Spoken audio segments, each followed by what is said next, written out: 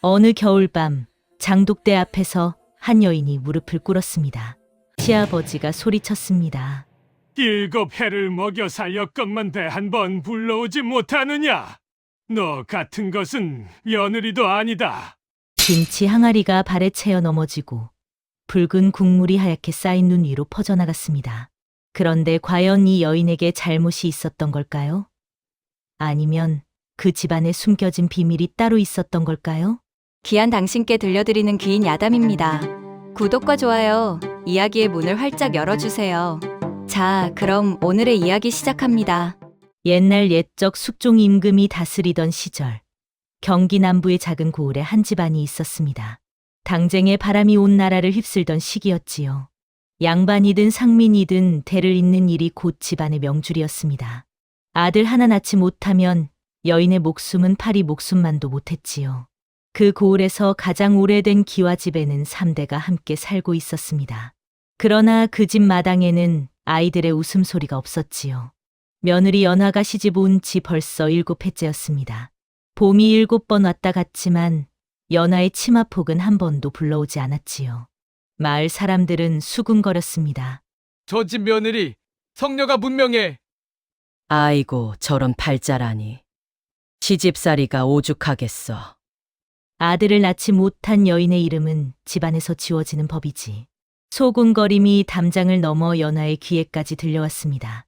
연화는 그럴 때마다 입술을 깨물었지요. 연화는 상민 출신이었습니다.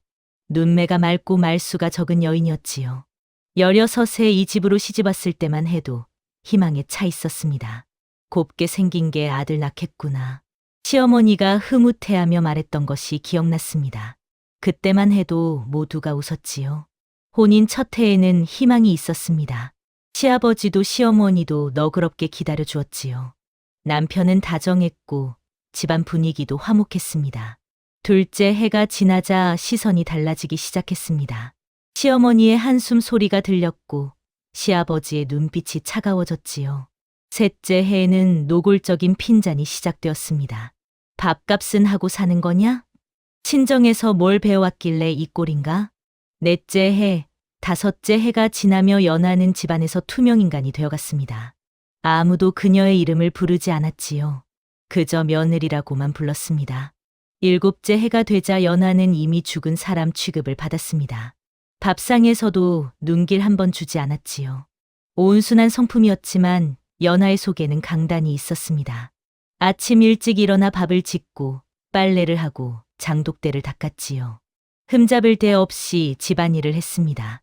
그러나 아무도 알아주지 않았지요. 시아버지는 대를 무엇보다 중히 여기는 완고한 노인이었습니다.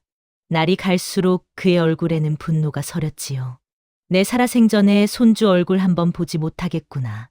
아침 문안을 드리러 온 연하를 보며 내뱉는 말이었습니다. 연하는 고개를 숙인 채 아무 대꾸도 하지 못했지요. 시어머니는 침묵으로 남편에게 동조했습니다. 며느리를 위로하는 대신 한숨만 내쉬었지요. 아이고, 내 팔자야. 이런 며느리를 뒀으니. 뒤에서 중얼거리는 소리가 연하의 귀에 들렸습니다. 연하는 눈물을 삼켰지요. 남편은 효와 정 사이에서 흔들렸습니다. 연하를 사랑했지만 아버지 앞에서는 고개를 들지 못했지요. 미안하오, 연하. 조금만 더 참아주시오. 밤마다 남편이 속삭였습니다. 그러나 아침이 되면 아버지 앞에서 한마디도 하지 못했지요. 연하는 점점 말수가 줄어들었습니다. 웃음도 사라졌지요. 그러던 어느 날 연하는 장독대 옆에 사는 무당 노파와 눈이 마주쳤습니다. 노파의 눈빛에는 묘한 빛이 서려 있었지요. 노파가 담장 너머로 낮게 중얼거렸습니다. 씨는 땅에 있는 것이 아니라 하늘에 있는 법이지. 연하는 고개를 들었습니다. 그러나 노파는 이미 돌아서고 있었지요. 연하의 하루는 장독대에서 시작되어 장독대에서 끝났습니다. 동이 트기도 전에 일어나 장독대로 향했습니다. 항아리 뚜껑을 하나하나 열어 상태를 확인했지요. 김치를 담그고 된장독을 열고 간장 항아리를 닦았습니다. 그 중에서도 가장 오래된 김치 항아리 하나가 있었지요. 이 항아리는 시할머니 때부터 내려온 것이니라. 함부로 대하지 말거라. 시어머니가 처음 시집 왔을 때 일러주었습니다. 연하는 그 말을 잊지 않고 매일 정성껏 그 항아리를 닦았지요. 항아리를 닦으며 연하는 생각했습니다. 이 집안의 역사가 이 항아리에 담겨 있구나 싶었지요. 대대로 이어져 온 피와 한이 이 항아리 속에 절여져 있는 것만 같았습니다. 마을에서는 수군거림이 점점 커졌습니다. 저 집 후사가 끊기겠어. 7회나 됐는데 배 한 번 안 불렀으니 분명 성녀야. 아이고, 쯔쯔. 시아버지 상심이 오죽하시겠어. 소문은 우물가에서, 빨래터에서, 장터에서 끊임없이 흘러나왔습니다. 연하는 그 소문들을 들으며 장독대를 닦았지요. 손은 움직이지만 마음은 점점 멀어져 갔습니다. 이 집이 낯설게 느껴지기 시작했지요. 그해 겨울, 첫눈이 내리던 날이었습니다. 연하는 장독대 앞에서 김장김치를 담그고 있었습니다. 손이 시려 빨개졌지만 멈출 수 없었지요. 겨울 양식을 준비해야 했습니다. 제 배나 불려보지. 김치는 왜 담그나. 뒤에서 시어머니의 비아냥이 들렸습니다.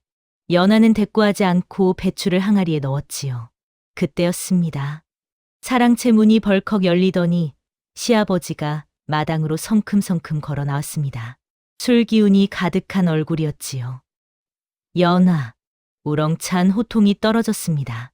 연하는 깜짝 놀라 고개를 들었지요. 시아버지가 장독대 앞으로 다가왔습니다. 그 눈에는 분노가 활활 타오르고 있었지요. 7회를 먹여 살렸건만 배 한 번 불러오지 못하느냐. 아버님, 그게 입 닥쳐. 쓸모없는 것이 감히 말대꾸냐. 시아버지의 발이 김치 항아리를 걷어찼습니다. 그 오래된 항아리가 와르르 넘어지며 깨졌지요. 세상에. 연하가 비명을 질렀습니다. 붉은 김치 국물이 사방으로 튀었지요. 하얗게 쌓인 눈 위로 핏빛 국물이 퍼져나갔습니다. 김치 국물이 연하의 얼굴에 튀었습니다. 차갑고 따가웠지요. 그러나 그보다 더 아픈 것은 시아버지의 다음 말이었습니다. 내 같은 것은 며느리도 아니다. 당장 짐을 싸서 나가거라. 아버님, 제발. 한 번만 더 기회를. 기회는 7회나 줬다. 이놈의 집에 더 이상 밥 축내지 말고 꺼져라. 아버지, 진정하십시오. 남편이 뛰어나왔습니다. 시어머니도 나왔지요. 아이고, 웬일이십니까? 내 놈도 입 닥쳐. 쓸모없는 여편네 하나 못 내쫓는 게 자식이냐? 남편은 아버지의 고함에 움츠러들었습니다. 연하를 돕지 못했지요. 연하는 무릎을 꿇은 채 눈물을 흘렸습니다. 그러나 아무도 그녀를 일으켜 세우지 않았지요. 시어머니는 고개를 돌렸습니다. 남편은 아버지 눈치만 살폈지요. 연하는 그제야 깨달았습니다. 이 집에서 자신은 정말로 아무것도 아니라는 사실을 말이지요. 연하는 떨리는 손으로 얼굴에 김치 국물을 닦았습니다. 그리고 천천히 일어섰지요. 알겠습니다. 조용한 목소리였습니다. 더 이상 눈물도 나오지 않았지요. 그날 밤, 연하는 작은 보따리 하나만 들고 집을 나섰습니다. 뒤돌아보지 않았습니다. 그 집에는 더 이상 미련이 없었지요. 눈이 내리고 있었습니다. 하얗게 쌓인 길 위를 연하는 걸었지요. 친정으로 가야 했습니다. 그러나 발길이 떨어지지 않았지요. 친정 부모님께 무슨 얼굴로 돌아간단 말입니까? 딸아, 잘 살아라. 아들 낳고 복 받아라. 시집 보내며 어머니가 했던 말이 귓가에 맴돌았습니다.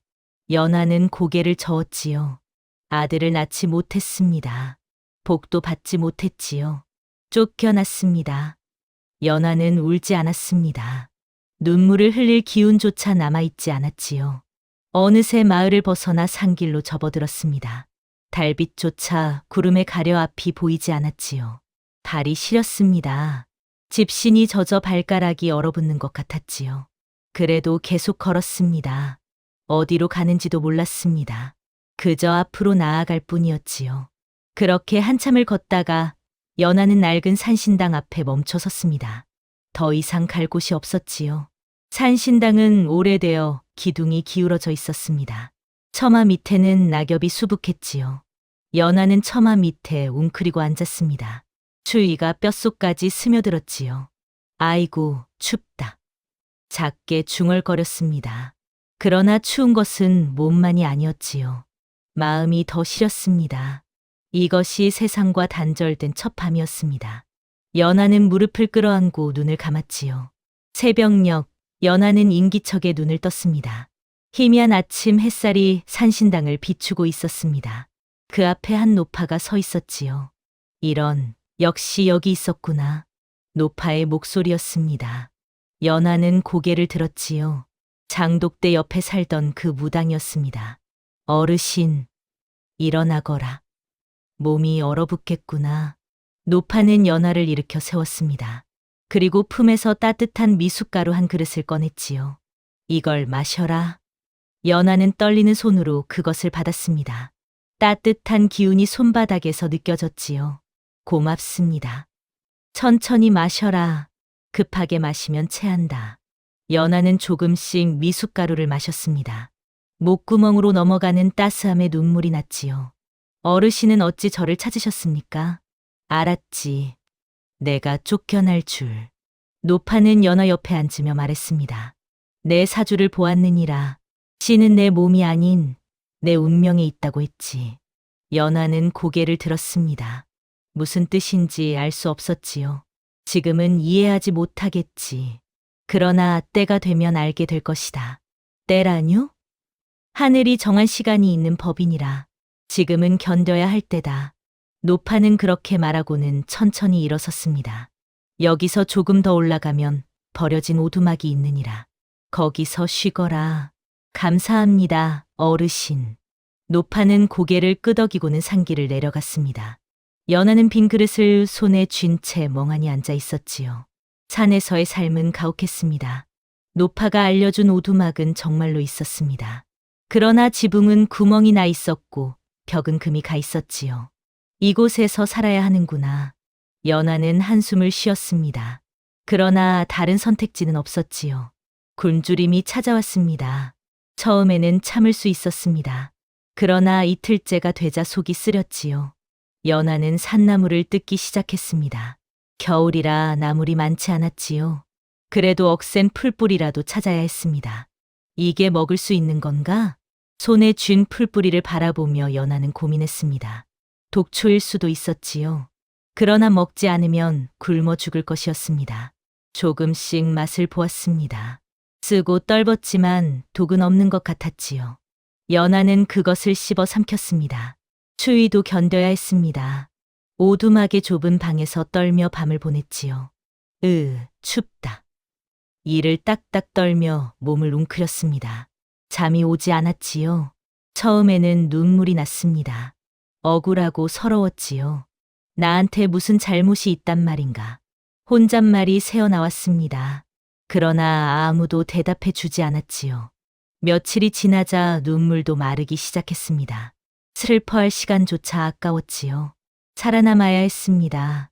어느 날 연하는 깨달았습니다. 아무도 자신을 구해주지 않는다는 사실을 말이지요. 내가 살아야 한다. 스스로. 연하는 중얼거렸습니다. 그날부터 더 열심히 움직이기 시작했지요. 약초를 더 캐고 나무를 주워 모았습니다. 지붕에 구멍을 막고 벽에 틈을 메웠지요. 조금씩 살아갈 힘이 생겨났습니다. 연하는 자신이 생각보다 강하다는 것을 알게 되었지요. 보름이 지났을 무렵 노파가 다시 찾아왔습니다. 잘 버티고 있구나. 노파는 연하의 오두막을 둘러보며 고개를 끄덕였습니다. 어르신, 감사합니다. 덕분에 살고 있습니다. 내 힘으로 살고 있는 것이니라. 노파는 연하 앞에 앉았습니다. 그리고 품에서 작은 보자기를 꺼냈지요. 내 사주를 다시 보았느니라. 노파는 연하의 손금을 들여다보았습니다. 한참을 살피더니 고개를 끄덕였지요. 역시 그러하구나.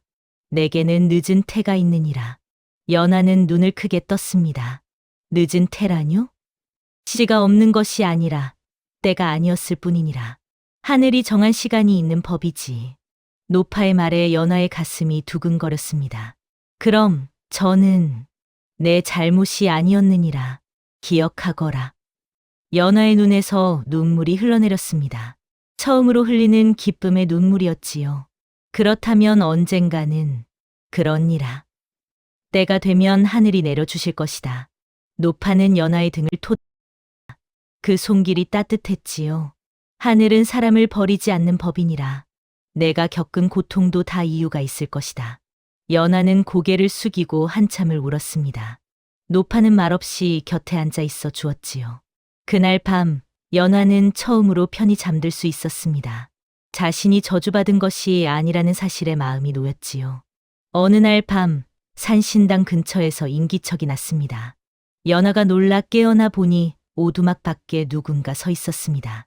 달빛에 비친 그림자가 낯익었지요. 문을 열자 남편이 서 있었습니다. 눈속을 헤매며 찾아온 듯 옷이 흠뻑 젖어 있었지요. 연하야. 남편의 목소리가 떨렸습니다. 연하는 대답하지 않고 그를 바라보았지요. 들어오시오. 밖은 춥습니다. 연하가 물러서자 남편이 조심스럽게 안으로 들어왔습니다. 허름한 오두막을 둘러보는 남편의 얼굴에 죄책감이 서렸지요. 당신이 이런 곳에서 괜찮습니다. 산신님께서 지켜주십니다. 연하는 담담하게 말했습니다. 미안하오. 내가 약했소. 남편은 고개를 숙였습니다. 그러고는 품에서 목도리 하나를 꺼내 연하에게 건넸지요. 이것이나 받아주시오. 추울 때 두르시오. 목도리를 건네는 남편의 손이 떨리고 있었습니다. 연하는 그것을 바라보았지요. 받을 수 없습니다. 연하, 저는 이제 그 집 사람이 아닙니다. 돌아가시오. 연하의 목소리는 단호했습니다. 남편의 얼굴이 일그러졌지요. 나도 괴롭소. 아버지와 당신 사이에서 선택은 이미 하셨지 않습니까? 연하의 말에 남편은 할 말을 잃었습니다. 사실이었기 때문이지요. 남편은 한참을 서 있다가 목도리를 바닥에 놓고 돌아갔습니다. 연하는 그 뒷모습을 바라보며 눈물을 흘렸지요. 안녕히 가십시오. 작게 속삭였습니다. 그것이 마지막 인사였지요. 문을 닫고 돌아선 연하는 무릎을 꿇고 주저앉았습니다. 가슴이 찢어지는 것 같았지요. 그러나 돌아갈 수는 없었습니다. 마음이 이미 끊어져 있었지요. 봄이 왔습니다. 산에는 꽃이 피기 시작했고 새들이 지저귀기 시작했지요. 연하는 조금씩 생기를 되찾았습니다. 그러나 새로운 시련이 찾아왔습니다. 마을에서 흉흉한 소문이 돌기 시작했지요. 산에 여자 귀신이 산다더라. 아들 못 낳아 쫓겨난 여자가 원기가 되었다더라. 밤에 나타나서 사람을 홀린다던데 소문은 점점 커져갔습니다. 사람들은 두려워했지요. 연하가 나타날까 봐 산길을 피했습니다. 노파가 찾아와 말했습니다. 이곳을 떠나야 하겠구나. 어디로 가야 합니까? 더 깊은 산속으로 들어가거라. 사람들의 입에서 벗어나려면 이름을 버려야 하느니라. 연하는 고개를 끄덕였습니다. 어차피 잃을 것은 다 잃었지요. 알겠습니다. 연하는 보따리를 꾸렸습니다. 그리고 더 깊은 산속으로 향했지요. 그곳에는 버려진 오두막이 하나 더 있었습니다. 연하는 그곳에 머물기로 했지요. 세상에서 완전히 사라지기로 한 것이었습니다. 이제 연하라는 이름도 누구의 며느리라는 것도 모두 지워졌지요. 그저 산속에 사는 한 여인일 뿐이었습니다. 여름이 무르익을 무렵 노파가 놀라운 이야기를 들려주었습니다. 내 시아버지 말이니라. 연하는 약초를 다듬던 손을 멈췄습니다. 그분도 사실은 후사가 아니었느니라. 양자로 들어가 가문을 이은 것이지. 연하는 숨이 막혔습니다. 그렇다면 그러니라. 그토록 대를 외치던 분이 사실은 피부치가 아니었던 것이지. 노파의 말에 연하는 웃음이 나왔습니다. 쓸쓸한 웃음이었지요. 점괘에 나타났느니라. 그 집안의 진짜 혈소는 이미 오래전에 끊어졌지. 선대 어르신께서 양자를 드린 것이니라. 연하는 하늘을 올려다보았습니다. 아이러니했지요. 그래서 더욱 집착했겠구나. 연하가 중얼거렸습니다. 그러니라. 자신의 비밀을 숨기기 위해 내게 모든 죄를 뒤집어 씌운 것이지. 노파의 말에 연하는 고개를 끄덕였습니다. 어르신, 그럼 대감께서는 자신도 혈육이 아니면서 저를 그렇게 구박한 것입니까? 그러니라. 자신의 처지를 내게서 보았을 터이지. 그래서 더욱 모질게 굴었을 것이다. 세상에 그런 일이. 연하는 한참을 말없이 앉아 있었습니다. 분노가 치밀어 올랐지만 동시에 허무함도 느껴졌지요. 위선이었구나. 대를 지키기 위해서가 아니라 자신의 비밀을 숨기기 위해서였구나. 연하는 중얼거렸습니다. 자신을 희생시킨 것이 아니라 자신의 약점을 감추기 위해 남을 내쫓은 것이었지요. 그날 이후 연하는 달라졌습니다. 더 이상 시가를 생각하지 않았습니다. 남편도 시어머니도 시아버지도 모두 마음에서 지워냈지요. 연하는 약초를 캐기 시작했습니다. 노파에게 배운 약초 지식을 활용했지요. 어느 날 마을에서 아이가 아파 죽어간다는 소식을 들었습니다. 연하는 망설였지만 결국 약초를 들고 마을로 내려갔지요. 이걸 다려 먹이세요. 아이 어미에게 약초를 건넸습니다. 어미는 연하를 보고 깜짝 놀랐지요. 당신이 그 귀신이 아닙니다. 사람입니다. 연하는 담담하게 말했습니다. 며칠 뒤 아이가 깨어났다는 소식이 들렸습니다. 그 후로 마을 사람들이 하나둘 연하를 찾기 시작했지요. 다친 손을 좀 봐 주십시오. 아이가 열이 나는데, 허리가 아픈데 약이 있습니까? 연하는 그들을 정성껏 돌보았습니다. 대가를 바라지 않았지요. 은인이십니다. 사람들이 고마워할 때마다 연하는 고개를 저었습니다. 저는 그저 연하일 뿐입니다. 자신의 이름을 처음으로 당당히 불렀습니다. 누구의 며느리도 누구의 아내도 아닌 그저 연하였지요. 다시는 누구에게도 짓밟히지 않으리라. 마음속으로 맹세했습니다. 이제 연하는 자유로웠지요. 가을이 왔습니다. 연하는 요즘 몸이 이상했습니다. 아침마다 속이 울렁거렸지요. 처음에는 약초를 잘못 먹었나 싶었습니다. 그러나 며칠이 지나도 증상이 사라지지 않았지요. 이상하네. 무엇을 잘못 먹었을까? 연하는 고개를 갸웃했습니다. 먹은 것을 하나하나 떠올렸지만 문제될 것이 없었지요. 어느 날 노파가 연하를 보더니 빙그레 웃었습니다. 왜 그리 웃으십니까? 내게 새 생명이 깃들었구나. 노파의 말에 연하는 눈이 휘둥그레졌습니다. 예, 그게 무슨... 뱃속에 아이가 자라고 있느니라. 연하는 믿을 수 없었습니다. 7해 동안 아무 기척 없던 몸에서 지금 아이가 자란다니 말이지요. 그럴 리가 없습니다. 저는 성녀라고. 성녀가 아니었느니라. 늦은 테라했지 않았느냐. 때가 된 것이지. 노파의 말에 연하는 배에 손을 얹었습니다. 정말로 그곳에서 미세한 움직임이 느껴졌지요. 세상에, 연하의 눈에서 눈물이 주르르 흘러내렸습니다. 기쁨의 눈물이었지요. 그러나 동시에 슬픔도 밀려왔습니다. 쫓겨난 뒤에야 아이가 찾아왔다는 사실이 아이러니했지요. 하늘은 참으로 묘한 장난을 치시는구나. 연하는 중얼거렸습니다. 그때 있었다면 환대받았을 아이가 지금은 어떻게 될까요? 걱정하지 마라. 하늘이 내려주신 아이니라. 잘 자랄 것이다. 노파가 연하의 어깨를 토닥였습니다. 연하는 고개를 끄덕이며 눈물을 닦았지요. 배가 불러오기 시작했습니다. 연하는 밤마다 고민에 빠졌습니다. 과연 이 아이를 어떻게 키워야 할까요? 시가로 돌아가야 할까요? 아이는 그 집안의 유일한 혈손이 될 터였지요. 돌아가면 환대받겠지. 연하는 중얼거렸습니다. 아들을 낳았으니 모든 것이 용서받을 것이었지요. 그러나 마음이 내키지 않았습니다. 돌아가면 다시 그 모욕을 받아야 할 것이었지요. 아이를 위해서라도 연하는 갈등했습니다. 아이에게 좋은 환경을 만들어 주어야 하지 않을까요?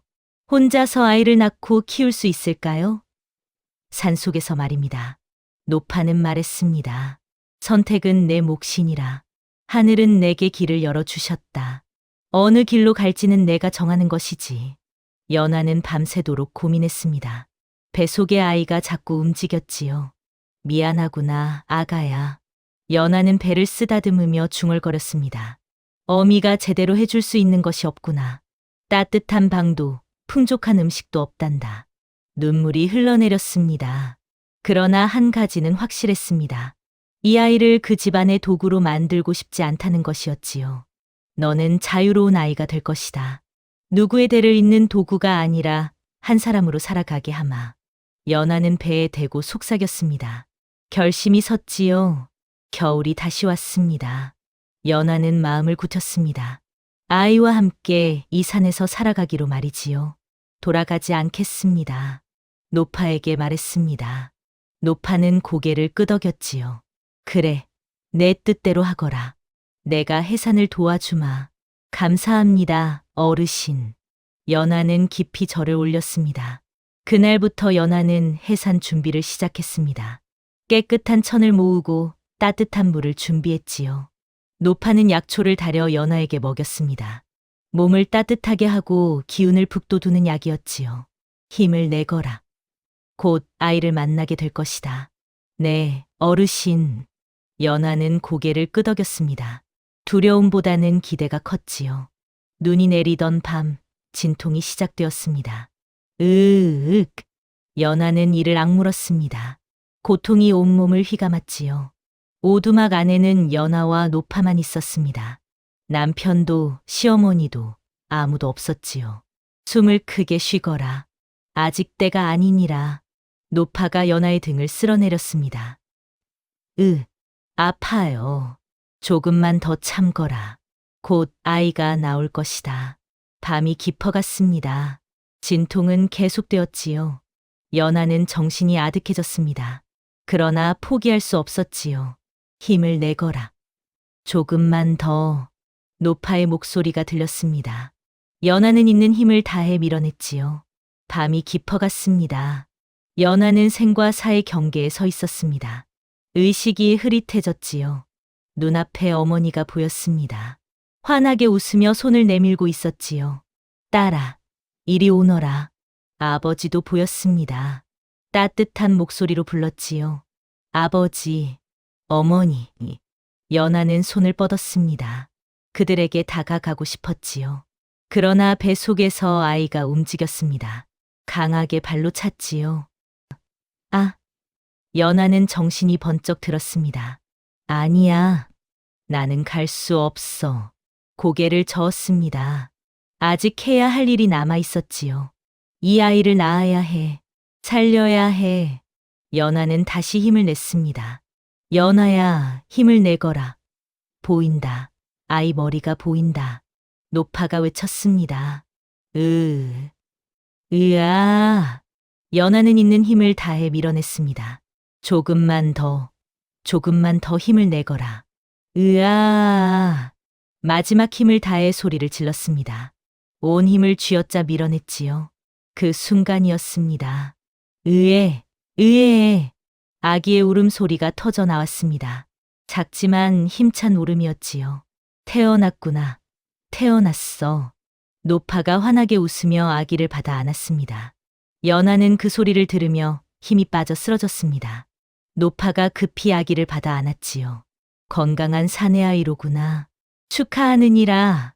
노파는 아기를 깨끗이 닦아내고 포대기에 싸서 연하의 품에 안겨주었습니다. 연하가 천천히 눈을 떴습니다. 품 안에 아기를 내려다보았지요. 작고 연약한 생명이었습니다. 그러나 힘차게 울고 있었지요. 우리 아가. 연하는 아기를 꼭 안았습니다. 눈물이 주르르 흘러내렸지요. 우리가 이겼구나. 작게 웃으며 속삭였습니다. 삶이 죽음을 이긴 순간이었지요. 살아줘서 고맙구나. 태어나줘서 고맙구나. 연하는 아기에게 속삭였습니다. 아기는 울음을 멈추고 연하를 바라보았지요. 그 눈빛이 맑고 영롱했습니다. 연하는 미소 지었지요. 너는 자유로운 아이가 될 것이다. 어미가 약속하마. 봄이 왔습니다. 연하는 아이를 업고 산을 내려갔습니다. 시장에서 필요한 물품을 사기 위해서였지요. 마을 사람들이 연하를 보고 깜짝 놀랐습니다. 저 여인이 아이를 낳았다니. 사내 아이라던데? 산속에서 혼자 낳았다던데. 세상에. 소문은 빠르게 퍼졌습니다. 그리고 마침내 시가에까지 닿았지요. 시아버지는 그 소문을 듣고 벌떡 일어났습니다. 뭐라고? 연하가 사내 아이를 낳았다고? 그렇다 하옵니다, 대감. 하인이 대답했습니다. 당장 데려오너라. 내 손주를 데려오란 말이다. 시아버지가 고함을 쳤습니다. 그러나 연하는 돌아가지 않았지요. 대신 노파가 시가를 찾아갔습니다. 그리고 사랑채에서 시아버지를 마주했지요. 대감, 한 말씀 드릴 것이 있사옵니다. 무슨 말이냐? 빨리 연하를 데려와라. 그 전에 여쭐 것이 있사옵니다. 대감께서도 양자이시지 않습니까? 노파의 말에 시아버지는 얼굴이 새하얗게 변했습니다. 뭐라고? 선대 어르신께서 대감을 양자로 들이셨지요. 제가 점을 쳐보니 글이 나왔사옵니다. 이놈이 어찌 며느리에게는 그리 가혹하셨습니까? 대감께서도 똑같은 처지가 아니셨습니까? 노파의 말에 시아버지는 말문이 막혔습니다. 비밀이 드러난 것이지요. 지금 그 아이야말로 이 집안의 유일한 혈손이옵니다. 연하의 남편, 대감의 아들을 통해 이어진 진짜 핏줄 말입니다. 진실이 드러나자 집안은 발칵 뒤집혔습니다. 시어머니가 놀라 입을 막았습니다. 하인들이 수군거렸지요. 대감께서 양자셨다니. 그럼 진짜 혈손은, 아이고, 세상에. 김치 항아리 아래 묻혔던 진실이 햇빛을 본 것이었지요. 씨는 땅이 아니라 하늘에 있었던 것입니다. 시아버지는 그 자리에 주저앉았습니다. 위선이 무너지는 순간이었지요. 그 후 시간은 몰락의 길을 걸었습니다. 시아버지는 병석에 누웠습니다. 양자라는 사실이 마을에 알려지자 손가락질을 받았지요. 저 양반이 후사를 그리 따졌다면서 본인도 양자였다니. 며느리한테 했던 짓을 보면 참 하늘이 벌을 내리신 거야. 마을 사람들의 비난이 쏟아졌습니다. 시아버지는 그 소리를 들으며 병이 깊어졌지요. 남편이 연하를 찾아왔습니다. 연하, 돌아와 주시오. 산속 오두막 앞에서 남편이 무릎을 꿇었습니다. 아버지께서 잘못을 뉘우치고 계시오. 제발 돌아와 주시오. 그러나 연하는 고개를 저었습니다. 저는 이미 그 집 사람이 아닙니다. 아이는 우리 집안의 후손이 아니오? 유일한 혈손이 아니오? 남편의 물음에 연하는 아이를 꼭 안았습니다. 이 아이는 제 아이입니다. 누구의 후손이기 전에 말이지요. 연하의 눈빛은 흔들림이 없었습니다. 더 이상 그 집안에 미련이 없었지요. 연하, 제발 돌아가십시오. 저희에게는 그 집이 필요 없습니다. 남편은 더 이상 할 말이 없었습니다. 고개를 숙이고 돌아갔지요. 며칠 뒤 시어머니도 찾아왔습니다. 며느리, 용서해 다오. 내가 잘못했다. 눈물을 흘리며 용서를 빌었지요. 그러나 연하는 문을 열어주지 않았습니다. 이미 지나간 일입니다. 돌아가십시오. 연하는 냉정하게 말했습니다. 제발 한 번만 아이 얼굴이라도 필요 없습니다. 저희는 저희끼리 잘 살겠습니다. 보상 따위는 필요 없었습니다.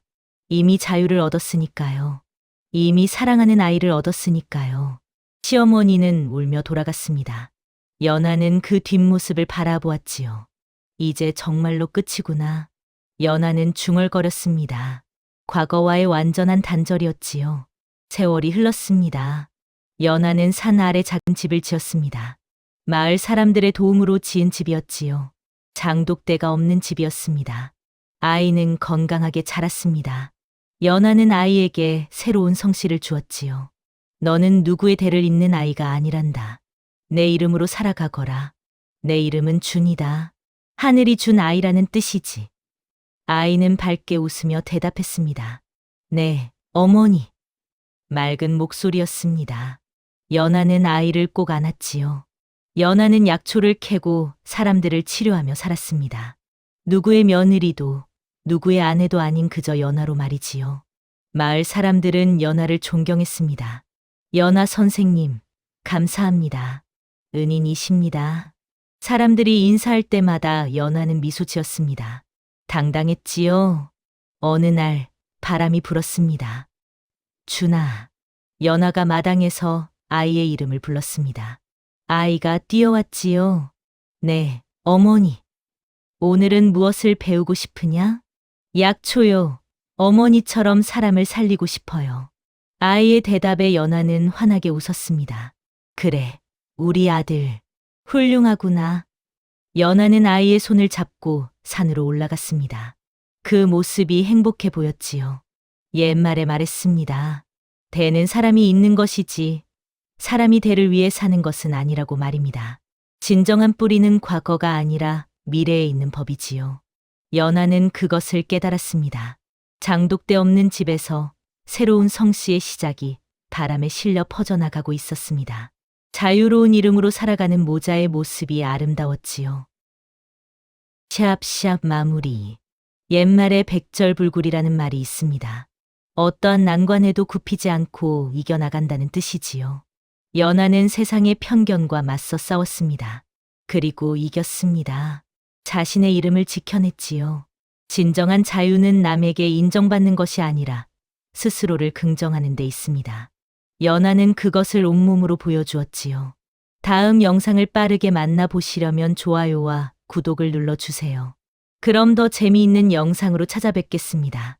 모두 행복한 하루 보내세요.